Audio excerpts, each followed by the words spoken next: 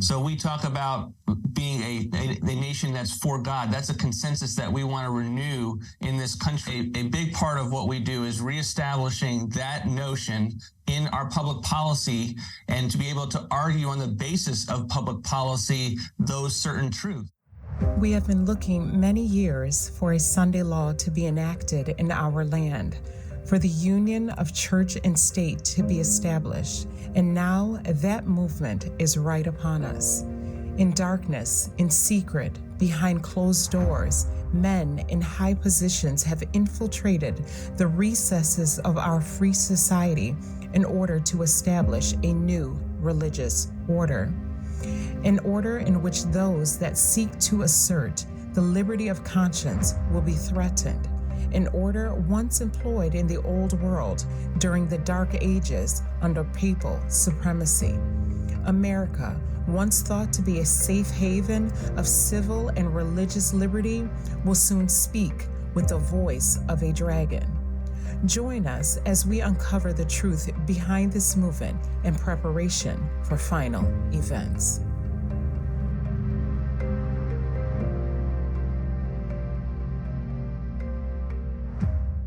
This 920-page document would usher in the most conservative executive branch in modern American history, if enacted. It's called Project 2025.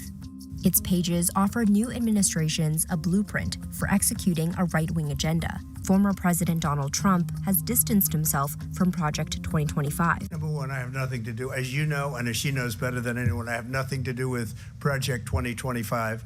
That's out there. I haven't read it. I don't want to read it purposely. I'm not going to read it. Notwithstanding, I expect you to hear 10 more times from the rally, the president, distancing himself from the left's boogeyman of Project 2025. Yeah. And you're not worried about that? No, I'm not worried. He's very supportive of what we do. He's been at our organization. He's raised money for our organization. He's blessed it. Heritage does such an incredible job, and they're going to lay the groundwork and detailed plans for exactly what our movement will do and what your movement will do when the American people give us a colossal mandate to save America, and that's coming. That's coming. For as many times as Donald Trump tried to distance himself from Project 2025, the issue was always that Donald Trump is not someone who pays close attention to the details of policy and to policy proposals. It was always up to other people who were going to implement a lot of the things that he wanted to do or to implement their own agendas once they were empowered by him. The president-elect tried to say repeatedly he didn't even know the people who wrote it, but he clearly does, because there are at least 6 people so far that he has named to be in his administration who authored chapters or contributed in some way to Project 2025. That includes Russ Vought. It also includes Tom Homan, who will be his border czar within the White House, John Ratcliffe to lead the CIA, as well as Brendan Carr, who wrote a chapter for Project 2025. Trump has named him to lead the Federal Communications Commission. The people who wrote Project 2025 are writing down what it is they want to do, and those are likely to be people who could then serve in Trump's administration. As mentioned in the previous segment, President-elect Donald Trump is not one that pays particular attention to policies and policy proposals. This is left to his administration. This point is confirmed in the following segment, as implied when Russ Vought, Trump's newly re-elected OMB director, acknowledges the fact that the Heritage Foundation's policies, process, and politics are ready for implementation once the president takes office. Turning now to another side of Trump's cabinet. For the Office of Management and Budget, the president-elect has chosen Russell Vought. Vought previously led that office for part of Trump's first term. He is also a co-author of Project 2025, the controversial Heritage Foundation blueprint for a second Trump term. Now, OMB, us wonks know that's the Office of Management and Budget, but what exactly does that agency do? Anything that's a whole of government execution, this is really the management tag, anything that's whole of government involving multiple cabinet agencies, we would have a hand in making sure the president's prerogatives are being championed through the bureaucracy. Well, it's that experience, along with some other of your attributes, that excites me that you're such a vital part of Project 2025, which is a conservative movement-wide effort to prepare the next president, whoever he or she ends up being. And I'll let you talk about the real nuts and bolts of that, but how does the promise of that thus far, I mean, we're still a year and a half out, compare with your experience in the first years of the Trump administration, which was well-meaning with a wonderful leader, but I don't think the movement was really prepared to prepare him for what he had to confront. So what we're trying to do in this project is to say, let's take all the know-how that we have and build it into the actual plans so that an individual can show up on day one and do it and have the policy, the process, and the politics all figured out. The basis of the plan is public. You can see that at Project2025.org. There are parts of the plan that we will not share with the left. The executive orders, the rules and regulations, just like a good football team, we don't want to tip off our playbook to the left. But the real issue is that Donald Trump himself is going to leave a lot of the governance of the federal government to other people. And this is those people, a lot of those people saying, here's what I want to do with that power. In the following segment, we will see clearly Russ Vought's aims and objectives as reflected in Project 2025's policies and executive orders to shape public policies with a Christian worldview. And one of those correctives is that we're a nation under God. So we talk about being a nation that's for God. That's a consensus that we want to renew in this country, that we have religious liberty, but it cannot come from this notion that a country isn't understanding the reality that it has to obey God, and there is only one true God, and that is Jesus Christ our Lord. You hit upon the first priority of our organization is to regain a notion in this country, a consensus that we're not a secular country, that we are a Christian nation as founded, and that should be shared by everyone, even if they have religious liberty for another faith, but that to the extent that you don't have that consensus, you have a culture and a nation that just disintegrates. So I want to make sure that we can say we're a Christian nation, and my viewpoint is mostly that I would probably be Christian nationism. That's pretty close to Christian nationalism. Can we, if we're going to have legal immigration, can we get people that actually believe in Christianity? Is that something? So that is a big part of what we do, is reestablishing that notion in our public policy, and to be able to argue on the basis of public policy those certain truths. And that truth comes from Revelation. And that doesn't mean that everyone agrees with it, but can we at least have Christians in the public policy realm that argue from their perspective that they hold, as opposed to kind of this Christian secularism. And all I'm saying is that we're meant to be a Christian nation. We should be a Christian nation. We should provide religious liberty for everyone in this country to practice their faith.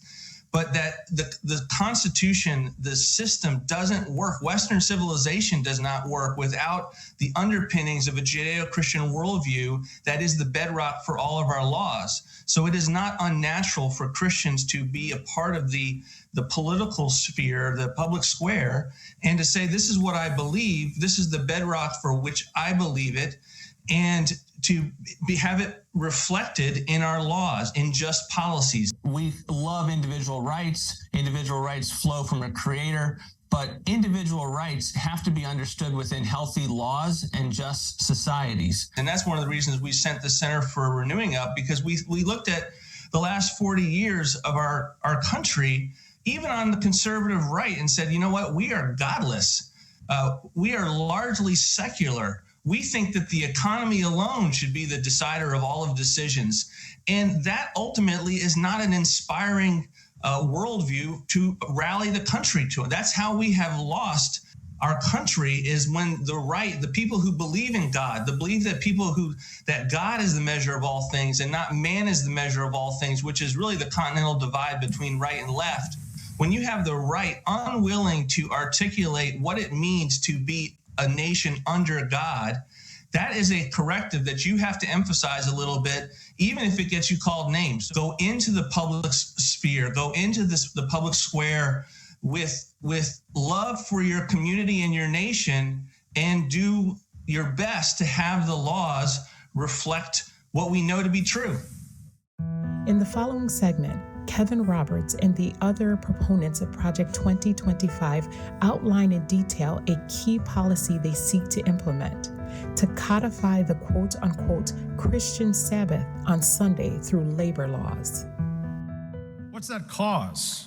Our recent explication, or one recent explication you might have seen, you might have even signed, called for, quote, restoring to our nation a proper public orientation toward the virtues of patriotism and courage, honor and loyalty, religion and wisdom, congregation and family, man and woman, the Sabbath and the sacred, and reason and justice.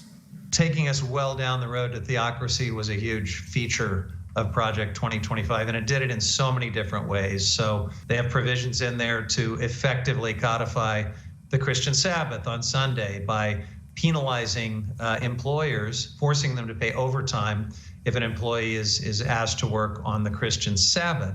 Today I had on a very dear friend, someone who's been, I think, a mentor and really helped shepherd me into life in DC in a pretty big way. We had on Jonathan Berry, who's a partner with the Boyd & Gray and Associates law firm. Conversation largely inspired by this here document.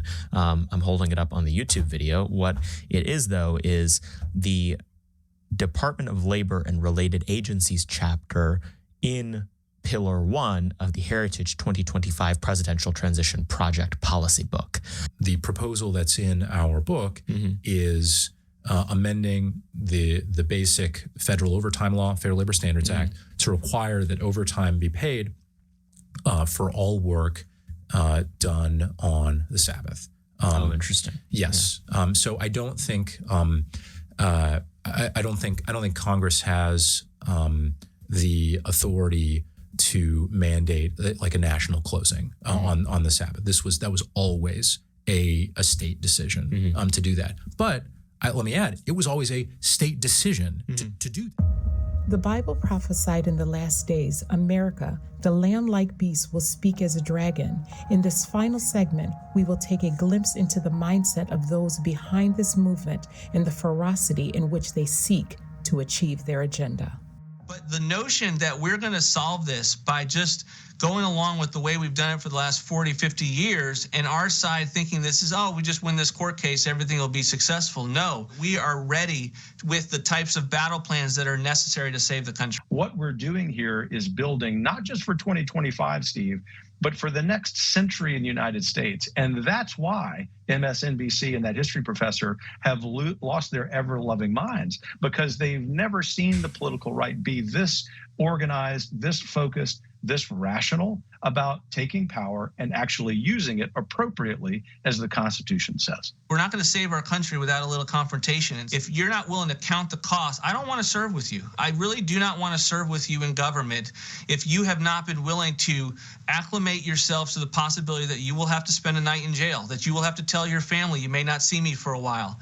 That is the only mentality that we will save our country. And when we all start understanding it, that courage is contagious, we will have an army of people that are ready for the conflict that is coming with regard to what the left will throw at us and the types of policies and proposals, all constitutional, that are necessary for us to stand in the breach. America cannot and will not survive. Otherwise, our time calls for an American crusade, yes, a holy war for the righteous cause of human freedom. And if we don't crusade a holy war, a righteous holy war for freedom, we're not going to save it. I come full circle in this response and just want to encourage you with some substance that we are in the process of the Second American Revolution, which will remain bloodless if the left allows it to be. The Sunday movement is now making its way in darkness.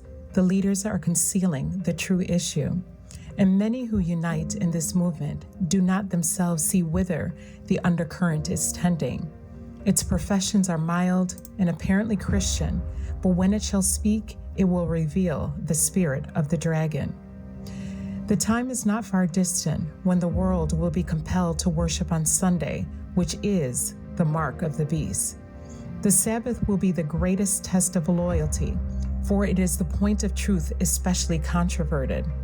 When the final test shall be brought to bear upon men, then the line of distinction will be drawn between those who serve God and those who serve him not. Jesus said, "If ye love me, keep my commandments, for blessed are they that do his commandments, that they may have right to the tree of life and may enter in through the gates into the city. Therefore, remember the Sabbath day to keep it holy. 6 days shalt thou labor and do all thy work, but the seventh day is the Sabbath of the Lord thy God. For more information on the topics discussed in this video, please visit our website at www.ProphesyAgain.org.